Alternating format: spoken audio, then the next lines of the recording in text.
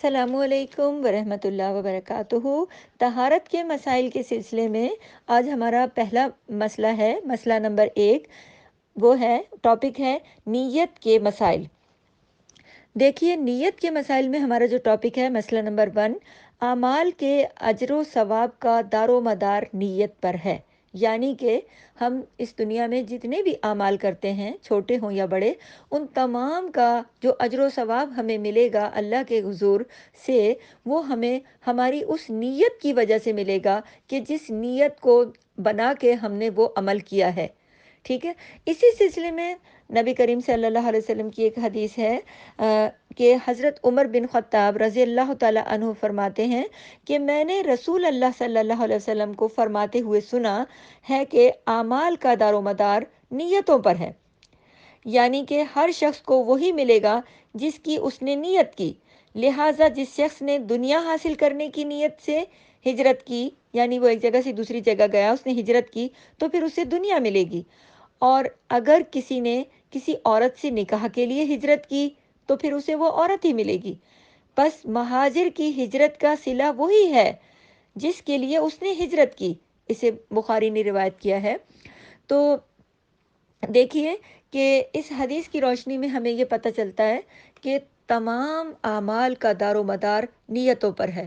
کہ اگر کوئی شخص ہجرت کرتا ہے اور اس کے دل میں یہ خواہش ہوتی ہے کہ میں مال و دولت حاصل کر لوں گا، یا میں وہاں جا کر شادی کر لوں گا، یا پھر یہ نیت ہوتی ہے کہ میں وہاں جا کر اپنے دین پر اچھے سے عمل کر سکوں گا، یہ جگہ میرے لیے ٹھیک نہیں ہے، یا میرے قریب مسجدیں نہیں ہیں، یا اس جگہ پر مجھے دین پر چلنے میں مشکلیں ہو رہی ہیں، اس وجہ سے اس نیت سے اگر وہ کسی جگہ کو چھوڑ کر دوسری جگہ چلا جائے تو انشاءاللہ تعالیٰ دوسری جگہ جانا اس کے لیے عبادت ہو جائے گا، اگر اس کی نیت اللہ کی خاطر ہے یا نیک اعمال کی خاطر ہے۔ لیکن اگر کسی بھی شخص کی نیت صرف دنیا کے لیے ہے کہ میں وہاں جا کر بہت مال و دولت کما لوں گا، تو اس حدیث کی روشنی میں ہمیں یہ بات اچھے سے سمجھ میں آتی ہے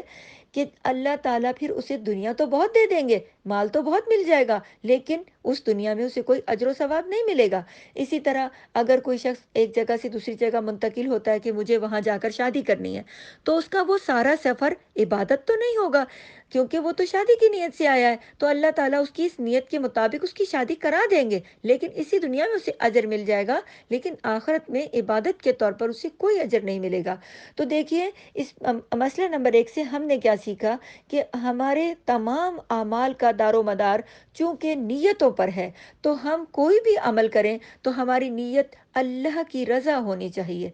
جو بھی عمل ہم کریں تو ہم اس کو نیت کے بغیر نہ کریں۔ دیکھیں، بعض لوگ بہت بہت نیک عمل بھی کرتے ہیں لیکن نیت نہیں بناتے، تو نیت کا بنانا بہت ضروری ہے۔ تو نیت میں یہ ہونا چاہیے، کوئی بھی نیک عمل کریں تو نیت یہ ہو کہ اللہ کی رضا کی خاطر ہے۔ اس کے علاوہ ہمارے روزمرہ کے جو گھر کے کام ہیں، ہمارے پڑھائی کے کام ہیں، اسکول کالجز کے کام ہیں، تعلیم کے کام ہیں، اپنے گھر کے کام ہیں چھوٹے بڑے، تو دیکھیے کہ وہ سب اگر ہم کرتے ہیں جو کہ ہمیں کرنے ہوتے ہیں، لیکن اگر ہم اپنی نیت یہ بنا لیں کہ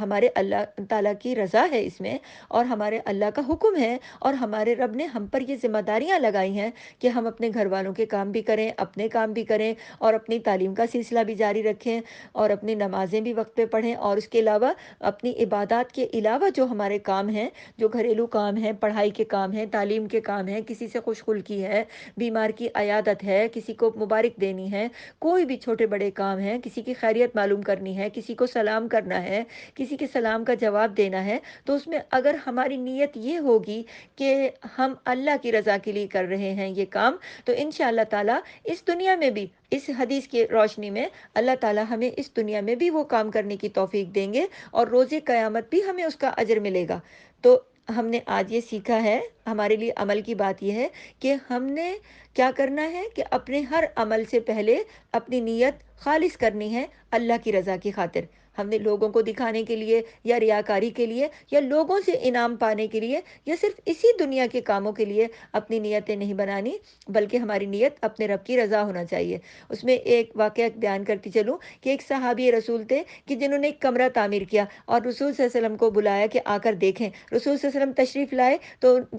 دیکھا تو ایک روشن دان ہوا کے لیے ایک اوپر ایک ونڈو ٹائپ کا ایک لگا ہوا تھا، تو پوچھا یہ کیا ہے، تو روشن دان کیوں لگوایا، کہنے لگے ہوا کے لیے اور روشنی کے لیے۔ تو رسول صلی اللہ علیہ وسلم نے فرمایا اگر تمہاری روشنی اور ہوا تو لازمی بات ہے، آئے گی، اسے تو نہیں روکا جا سکتا، لیکن اگر تمہاری نیت یہ ہوتی کہ اس روشن دان سے یا اس ونڈو سے اذان کی آواز بھی آئے گی تو اس نیت کا اجر تمہیں اس دنیا میں بھی ملتا رہتا، اور جب تک یہ کمرہ رہتا تب تک تمہیں اجر ملتا رہتا، اور آخرت میں بھی تمہیں اس کی جزا اللہ تعالیٰ ضرور اپنی رحمت سے عطا کرتے۔ تو اس واقعے سے بھی یہ بات پتہ چلتی ہے کہ کوئی بھی نیک عمل کرے یا چھوٹا بڑا کوئی بھی کام کرے تو اس میں اپنی نیت کا جائزہ ضرور لیں، ٹھیک ہے؟ اعمال کے